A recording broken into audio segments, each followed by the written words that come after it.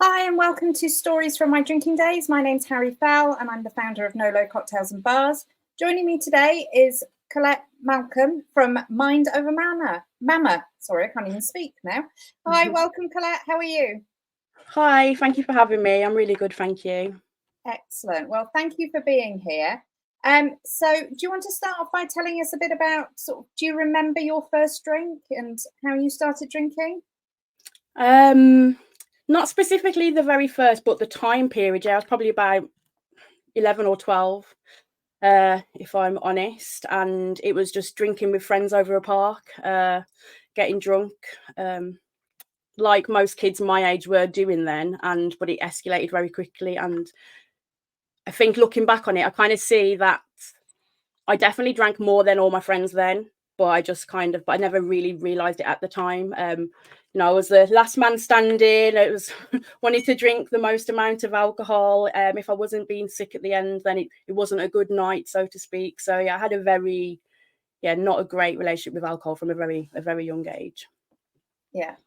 And so did that develop over time? It got, I guess it got worse. There was lots of like binge drinking at weekends. We literally would go out on a Friday, like I say, go out. I was too young to go out clubbing, and I looked too young. I couldn't even get into clubs before until I was 18. But I'd go around friends' house or go to the park and just drink, and that was like every single Friday and Saturday. Feeling rubbish on Sundays, and occasionally it would creep into like in the middle of the week as well. And then it definitely got worse in my adult years. I actually, ironically, started working in nightclubs. Ended up working my way up to be a retail manager in a nightclub, but I started off doing like promos, on the streets, giving out the flyers and getting people in. So it's very normal to start that shift with a can of Red Bull, but tipping a bit out and putting some vodka in there and walking around the streets. That was just normal behaviour. And then finishing that shift, going on the bars, having all the drinks from people, and just basically ending the shift drunk, but everyone was doing it, so it was normal. And then that definitely got worse when I was a manager. It's quite bad we're looking back on it now, really, but I'd be cashing up tills. Hopefully there's no bosses watching this, but yeah, I was cashing up tills with like thousands of pounds worth of like money, like £1,000 worth of money, like drunk. Like I don't know how I was actually functioning doing my job, because I was drunk most days. Like it was quite bad. Yeah, it probably shows actually how amazing you would have been if you hadn't been drunk. So you managed to do it and keep your job, and Yeah. People use the term, don't they, like high functioning alcoholic, and I guess looking back up, like that's what I was. I never thought that I had a problem. I didn't at all. I just, if anyone ever said to me, your drinking's out of control, I'll just laugh it off. It was, I just basically say to them, you're just jealous because you can't drink as much as me. Like it was their problem. It wasn't my problem. I thought it was a great thing to be able to drink a bloke under the table. Like I was like, yeah, I can drink more than you. And actually looking back, that's not something to be proud of, but I was proud of it at the time. And just, I just honestly, I don't know how I managed to hold down jobs, to be honest. I did leave nightclubs eventually, and not really because of the drinking, just because it just wasn't really for me, like all the late nights and not seeing any friends and family and stuff. And I started working in care. And when I did that job, I obviously didn't drink all the time then because of work, but on any time I had off, like I drank, and I probably drank my week's worth in 1 or 2 days. So I was a very much a heavy binge drinker, very heavy binge drinker. Yeah. And so what made you stop drinking, or what made you realize that you had a problem with alcohol? So I think I kind of started realizing during I was married and I got divorced, and when I got divorced, I kind of I hit depression, and I drank really heavily during depression, and it got to the point really where like I ended up with like suicidal thoughts. And looking back on that now, most of those happened when I was heavily drinking, and obviously alcohol's a depressant, which we don't really talk about, but now I look back, I'm like, I can see like those are the times when I was at my darkest and lowest, was the times when I just had like a binge. So I went for this really, really crazy time when I kind of maybe knew drinking wasn't serving me, but then I also couldn't stop because I wasn't feeling great. So I was stuck in this crazy cycle. And then I had counselling and antidepressants, and I didn't drink as much, but I was still drinking. And then obviously COVID hit, and then it was like drinking every day creeped back in very, very easily. And then I fell pregnant, and on the day I fell pregnant, I stopped drinking. I just fell out with my son's dad the night before I found out I was pregnant. So I'd been drinking with my friends, you know, moaning about him as you do. And something in the morning just said to me, like, you need to do a pregnancy test. And I've got my friend to drive over a pregnancy test. I did one, I found out I was pregnant, and I was like, oh my God. And in that instant, I stopped drinking. I also stopped smoking because I smoked as well. And I didn't even have to think about it. There was no cravings, no nothing. I wasn't tempted to drink at all during that pregnancy. And during that pregnancy, I really used that time to really work on myself, like raise my self-love game, like start prioritizing me. And I also did a coaching diploma whilst being pregnant, because I just thought I haven't got enough things to do. But I kind of knew that I wanted to help other people. So it's kind of like, I knew that going through all the stuff that I've been through and coming out the other side, I knew that I could like give back. And I just really used that time like productively. So that's what I did. And it also really heightened like my spiritual connection, because I don't know whether you've heard, but like lots of people say that when you drink alcohol, it kind of like dulls the third eye. So it kind of like limits your senses to like the spiritual world. And I really believe in that, because like during that period when I was pregnant, I started like kind of like having visions and seeing things, and even my son's name came to me in like a weird like spiritual way. And it was quite like, it was really interesting to get into that. But then after I had my son, me and his dad split up when he was like 6 months, and I started drinking again, not around him, but when on the weekends when my son went to his dad's house. And I could feel myself slipping back into that kind of that crazy drinking again. And whilst I wasn't drinking around him, I would be hungover when he come back, and I could feel that was having like a negative impact on my parenting. And I kind of just had to like check myself and just think, you know what, like, I don't want to be this person. And I think the thing what stuck in my head was my mum's an alcoholic, which is probably where a lot of my drinking stems from. And my memories are all just around drink. And that was a big thing flashing in my head, is like, I don't want to be that person. I don't want to be that parent. And I just decided that, you know, I have to stop. I didn't want to be in that same situation, because she had like a terrible time and the stuff gone on in that. And I just knew alcohol wasn't serving me, and that was not the place for me to go. So I decided that I wanted to go sober, but it wasn't as easy as what I thought, especially because of having 9 months off so easy. I thought, yeah, I can just stop. But it wasn't like that at all. It wasn't. No. So what do you think made the difference between the two times? Do you think it was the fact that you had more motivation when you were pregnant to stop, or do you think it was your body's reaction as well to alcohol that maybe helped you? I think it was just knowing that I had a baby inside me, and I didn't want to poison that baby effectively. Like it was like a very instant thing. Like I said, literally, I had drinking that morning. I found out I was pregnant, and like my plan was like carrying drinking with my friends. And the minute I found out that, I was like, said to my friend, have this drink. Like that's like unheard of for me to give away drink to somebody. I'm just like, you're not having it. But yeah, I gave her my cigarettes, I gave her my drink, and I was just like, it was just a very just strong like inner feeling to like just stop. And like I said, not even any temptation during that time period as well, Yeah. which I know some people do struggle during that time, and I get it. I'm not like judging anyone, but I don't know, for me, the thought of doing anything like that when I had a baby inside of me, I just couldn't do it. Yeah. And so doing it when you weren't pregnant then, how was that different, and how did you find that so much harder? I really, really struggled. I think like the first time, I didn't tell anybody the first time, which I think was part of the problem. So I didn't tell anybody. So that's almost like giving myself a green light to drink again, because no one around me knew I was pregnant. Like, no, not pregnant. No one around me knew I was sober. So it didn't matter whether I drank or not, because like no one knew. And I found it hard. Like the cravings were like quite intense, or, you know, just the excuses. You know, I felt that if I've had a bit of a bad day, just have a drink, treat yourself with a drink. I've done something, achieved something in business, treat myself with a drink. It was just all these excuses. It was like, oh, go on, just drink. It took me 4 attempts in the end for it to stick. And on the last attempt, I remember like that night was really bad. I drank and I'd walk to the shops to get more drunk. And where I live, it's quite dangerous, because it's like you have to walk through an alley and it's pitch black and all the rest of it to get to the shops. But I didn't care, because all I could focus on was the alcohol. And I came back and I felt sick, but I still drank. And then just midway through that bottle of wine, I was just something just came over me. It was like you have to stop right now. Like you have to. And I poured the drink down the sink. I went to bed, and I haven't looked back since that day. But it was tough. I didn't actually think I would be able to stop, if I'm honest. I really didn't. Yeah. And so now you're 11 months in? So literally I'm 6 days off a year. Wow, well done. You must you. feel really, really proud of yourself for doing that.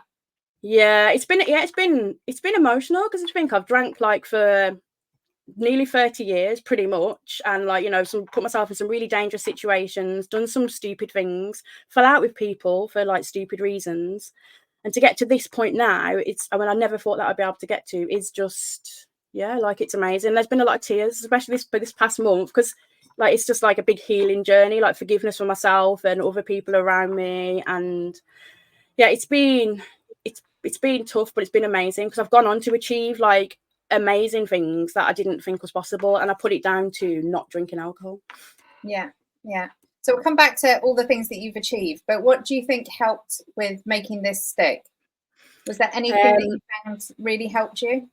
Yeah, so telling everybody, making sure everyone around me knew, whether they wanted to hear it or not, I'm sober. I tell everybody, it's probably one of the first things that I say to people. So I told everybody. I set up a sober Instagram page. So I think that was really instrumental as well. So posting on there and daily, or at least just reading other people's stories and support, that really helped.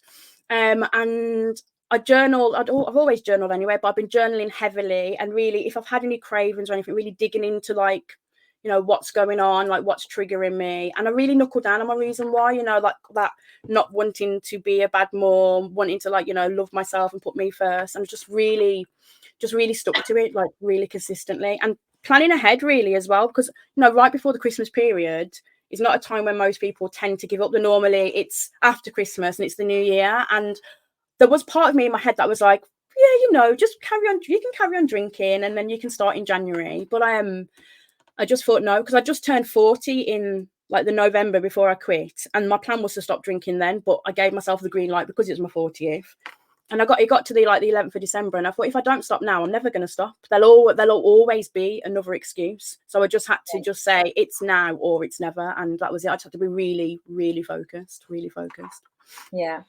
So what do you tend to drink now if you fancy something nice? I don't drink so much alcohol-free stuff now. I do drink some stuff. So if I do, maybe like, I tend to go for beers quite a lot. Some like the craft stuff. Alcohol-free cocktails if I'm out occasionally, but not all the time. But in the beginning, anything and everything, because in the beginning, alcohol-free stuff for me was like a lifesaver. Like if I felt tempted, that was my go-to. And I know for some people that can be the trigger for them to drink again, but for me, it stopped me from drinking, because just having that taste was enough to take the edge off and kind of make me feel like, you know, okay, that's enough, I don't need to drink. Like I lived off alcohol-free prosecco in the beginning, like, but I can't stand it now. but in the beginning, like, because that was one of my go-tos when I drank alcohol. Yeah. But yeah, now, yeah, not so much. But yeah, I mean, I've really become highly addicted. I will call it an addiction to tea, to not normal tea, but like all different teas, different green teas, and like all herbal teas. My cupboard is overflowing. Yeah, that's like my big drink right now. Yeah. Well, that is a lot healthier than alcohol. So, Yeah. you know, yeah, you can afford to do that. Yeah, And 100%. it's much cheaper as well, I'm sure, than what you were spending on alcohol. So Most definitely is. yeah. Yeah, brilliant. So tell us about all the things that you've managed to achieve since you gave up drinking then almost a year ago that you don't think you would have achieved when you were drinking. So yeah, I've been co-author in 2 book collaborations, which I never planned to write a book. So at the beginning of the year, I planned to create my own journal. That was my plan. And then I got asked to co-author on a book collaboration, and I did it, and it just sparked something inside me. I thought, oh, gosh, I've got stuff inside me to write. So I wrote my own book. So I did that, and it's just really full of like all my kind of top tips to help you like up your self-love game. It's called like a little hug from me to you, because I just found when I was on my like kind of like journey with mental health, I needed like these little tips and someone to like just give me just this little like nudge to say, you know, things will be okay and this is what you need to do. So I did that. I've become attuned to Rose Reiki, and that's really kind of transformed what I do. So rather than just doing coaching now, I kind of lead in with the Rose Reiki first, because it kind of goes in with like the inner healing and like raises that self-love and self-worth, and then it kind of peels back that layer and helps people open up more ready for like coaching and stuff. So I've done that, which I didn't think was possible. I've gone on to book a Disney holiday for me and the kids, which never would have been possible before because that money would have 100% gone on alcohol, like 100%. And I've been a guest speaker in like a MIB event as well. So all these things would not have been possible at all during like alcohol, because I launched my business after having my son, but I never achieved as much as I wanted to achieve because of drinking. Like, and I'll say right now that I was like on some training call sometimes with a mug, but really in the mug there would have been alcohol. That's what I was doing like in the beginning. So to kind of go from that to now where like, you know, I'm focused, like I actually want to do stuff. It has been life-changing, really. It really has. Brilliant. And so how are you planning on celebrating your 1 year soberversary? Yeah, I haven't actually thought of anything yet. Well, no, I've got one thing. So I've had a bag printed with like my sober date on, because I saw someone else do it in the sober community. So a little tote bag. So I have got that ready. So I've already treated myself to that. But in terms of doing something, I don't know at the minute. I'm not sure. I will do something though, because it definitely deserves a celebration. Yeah, absolutely. Celebrate with a mug of tea. Yeah, probably. Yeah, maybe it's a takeaway and a mug of tea and an early night. I mean, like, I love. That's it, early night. I love it. I love early nights. Like, I absolutely love them. Just like going to bed and actually sleeping and waking up feeling like, well, I'm going to say rested, but I've got a toddler, so as rested as you can. Yeah, but it's definitely an improvement on like waking up feeling hungover and like having a day ruined. So yeah, that's always a treat as well. Yeah. Do you find that your relationship with your son's changed since you gave up alcohol as well? Yeah, I've got more patience, because I know before my patience was definitely, it's like it's not there. I'm not saying, oh, you know, I wasn't a horrible mum, but I could definitely feel it, you know, if he was doing something or if he wanted to go somewhere and I didn't want to because I was tired, or, you know, just feeling grumpy. And now, you know, we go for walks around the local reservoir a lot, taking all the nature, enjoy stuff, and I've just really enjoy spending time together. So yeah, massively, like it's made a huge difference. I know that if we would have carried on drinking, we wouldn't have the relationship we have now. Like, we wouldn't. Yeah, brilliant. And have you found that your other relationships have changed? Are you hanging out with the same people, going out as much, or is your social life really changed as well? So I'm still seeing the same kind of people. I'm probably not going out as much, but I think a lot of that's kind of started with COVID anyway. So that kind of already started shifting. But I have been doing stuff that I wasn't really sure I'd be able to do sober. So I went to a festival, took the kids to a festival, and that was like amazing. And it was amazing to have memories of the festival, because every other festival I've been to before, I do not remember them like at all, like not a single bit. I've been to a party, so like a daytime R&B party, and I was the only one dancing on tables, and I was the only one that was sober, and I was just like, you don't need a drink to have fun. My mates was like, what are you doing? I'm like, having fun. And I've been to comedy nights as well, so like I'm still doing all the stuff, if not more, and having like a much better time, I think, doing it, because, you know, I think a lot of people think you need alcohol to be confident or to dance and have fun, and whilst it might give you that in the very beginning, like, it's going to end up ruining the night ultimately at the end. So I'm definitely enjoying life being sober. Yeah, brilliant, excellent. That's amazing. And I think a lot of people unfortunately do find that their friends change, so it's really nice that you've not found that. You must have some good friends that you've known a while. Yeah. So like the girls were like from Wolverhampton, I used to work in clubs with them. So like we've known each other for like 20 years. They're all proud of me. I think most of them probably can't believe it, because like they've seen me in like all the worst states. And now I'm doing this, and they're good. And some of them, you know, they ask if like, am I okay if they drink around me? I'm like, yeah, it's fine. Like, you can do whatever you want, but like I'm not drinking, and that's it. And I'm never gonna tell anyone not to drink, but I do want to like maybe raise a bit of more awareness about, you know, what you're actually drinking, and like, you know, make people maybe question kind of their drinking habits. Yeah. Well, I think there was an article recently by Grace Dent that referred to the classic British drinker, which really resonated with me. So it's not, I never felt that I was an alcoholic, but I was definitely that classic British drinker where, you know, it's so ingrained in society, isn't it, that we drink a lot when we're out on a night out, that we just have that ingrained. Society almost expects us to drink.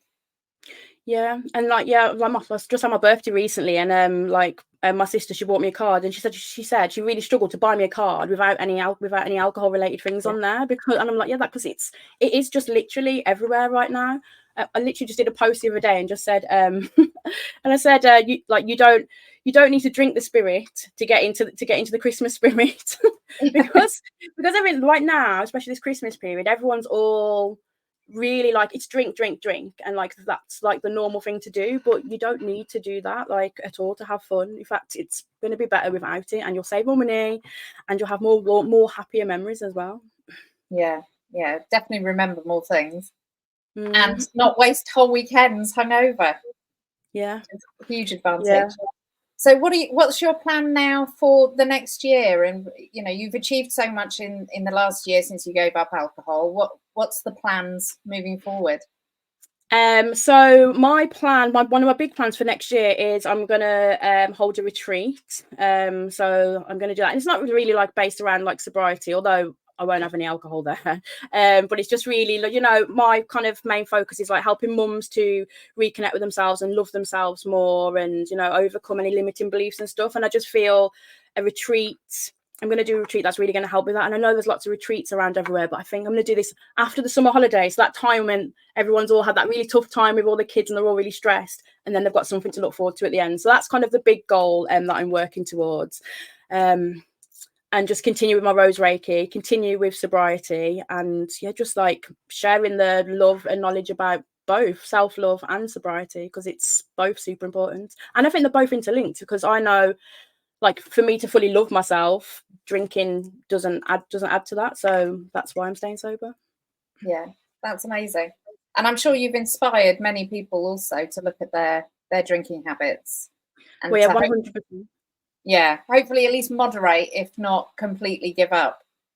Yeah, because I talk about it quite openly. I've had quite a few people come into my inbox, like they don't want to comment on my post, and that's fine. I get it. It's a bit of like, there's a shame around like drinking, isn't there? Sometimes you drink too much, and people have come to me and they have like said like I've inspired them, and like, how did I stop and stuff, and that's good, because that's what I want. If I can help one person, then I'm winning. If they can go on to help another person, so that's really what I want to do. I do have one other thing that's in the pipeline as well, is I want to write another book. Well, I've already started writing it actually, and that's really going to be covering like my relationship with alcohol from like childhood right to now as well. So that is in the pipeline as well. Yeah, brilliant. And it's great you are modeling really good behaviors around alcohol and self-love for your children as well. Yes, yeah, definitely. Yeah, because that's you have to like break the cycle. That's ultimately what I am. I'm a cycle breaker. I don't want it to repeat itself, and him to grow up like how I grew up, because it wasn't great at all. Yeah, that's fantastic. Well, thank you ever so much for joining me, Colette. It's been lovely to speak to you. And we'll put the links in the bio and in the show notes of how to get in touch with you and how to follow you either on Instagram or Facebook. And thank you very much. Thank you. Thank you for having me. Oh, you're very welcome.